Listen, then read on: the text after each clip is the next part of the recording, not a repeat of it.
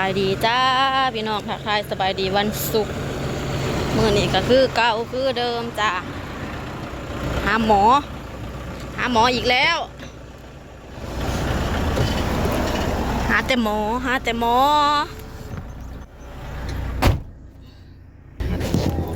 เลยสภาพเศร้ามีวอนจะเป็นอะไรเชื่อมาเอามาบ่จ้าก็มาเลยเนาะเป็นอะไรก็บ่ดีขึ้นเฮ็ดยังก็คือเก่าเป็นอะไรก็คือเก่าโอ้ยไปพูดอะไร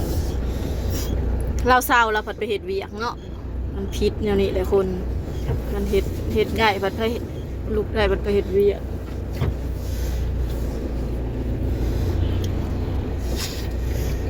หาหมอเนาะเศร้าไข้อะไรทั้งยัง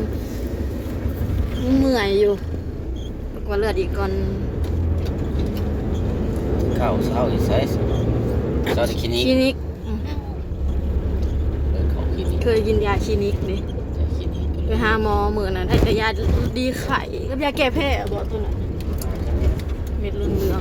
ๆตัวนั้นน่ะยาลดไข้นะมันบ่ได้แห้งบ่แม่นสิถึงขั้นว่าหนาวสั่นพอแต่ว่ารู้สึกว่าไข้มันเมื่อยมันมึนมันใส่ไข้มันไปกวดเลือดอีกพี่น้องบัดนี้สิกวดอยู่คลินิกอย่างไรเตรียมตัวเสียเงินคลินิกก็เสียเงินหลายเงินมีแต่ใช้บริหารมีแต่รายจ่ายมีแต่เก็บงานเก็บนี่ในงานก็ได้เขาเก็บเลยเงินนั้นเก็บทางเก็บเลยเด้เขามาเก็บตั้งแต่หลายมื้อ500ยังคงไอรอนบัดนี้คงไอรอนกันเราหางมาหายแล้วกับเงินกองร้อน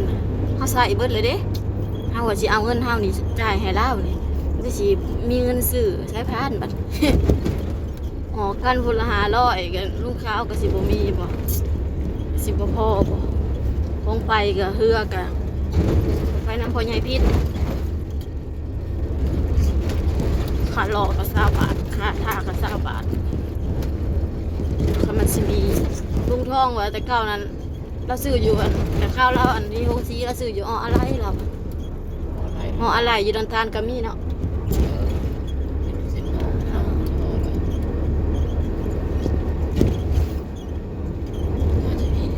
หาซื้อทั่วเมืองสวรรค์บ่มีสายพานโฮซี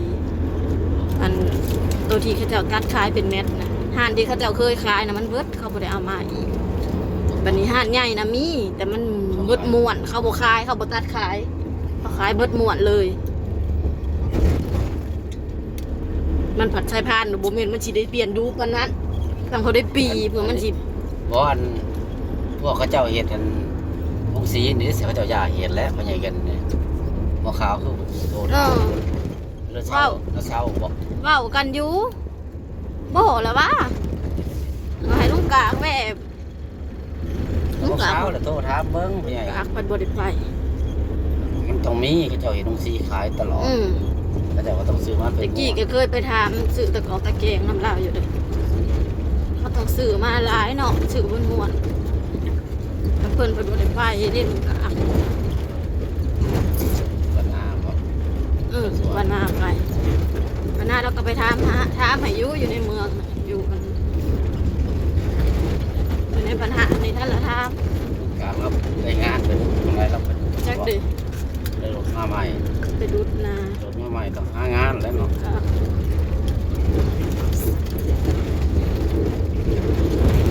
เขาก็บ่ได้สิ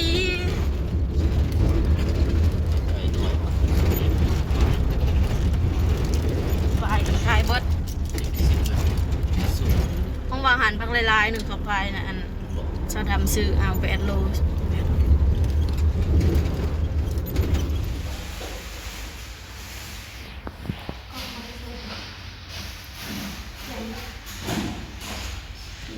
สักยาเขาอีก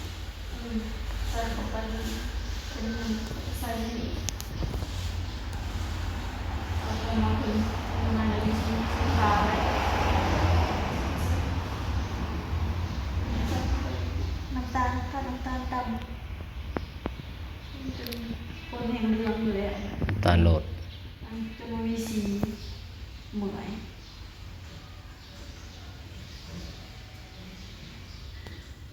เปลี่ยนกันลูกกับแม่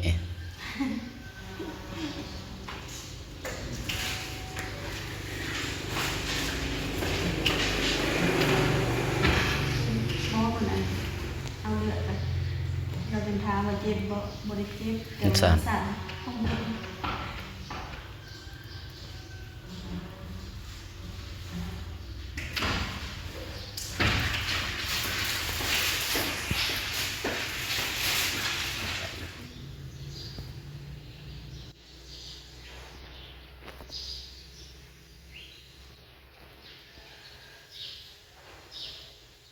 เพิ่นว่านั่นได้ก็บ่ได้มีหยังมากวดเลย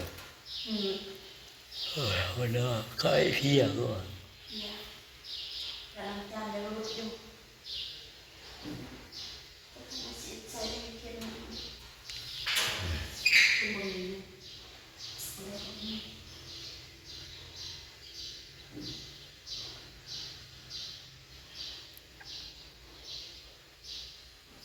ประมาณชั่วโมงแล้ว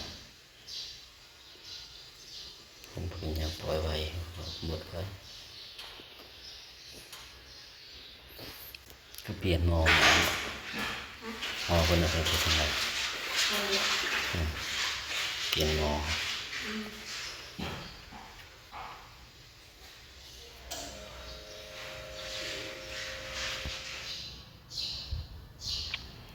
นอนพักใส่ยาพี่น้อง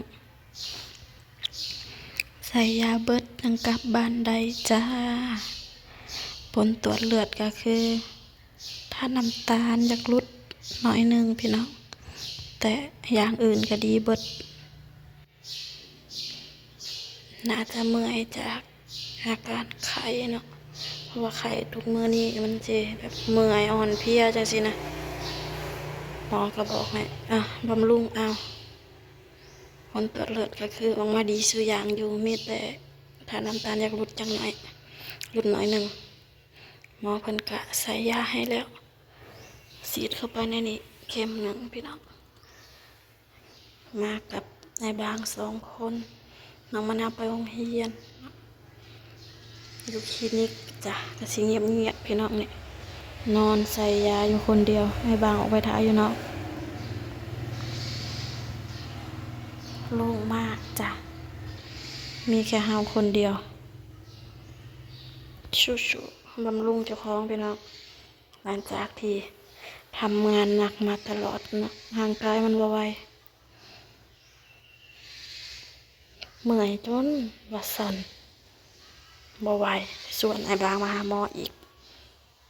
เบิ่งสภาพตัวเองแหละบ่คือปานใดเพราะว่าเฮาไปกวดอยู่โรงหมอมื้อนั้นเพิ่นก็ให้ยาลดไข้มาเนาะไข้น่ะเศร้าแล้วแต่ว่าเฮายังเมื่อยยังอ่อนเพลียนอนก็หลับอยู่ได้พี่น้องนอนหลับเบิดคืนสะแจ้งตื่นมาพัดเมื่อยคือเก่า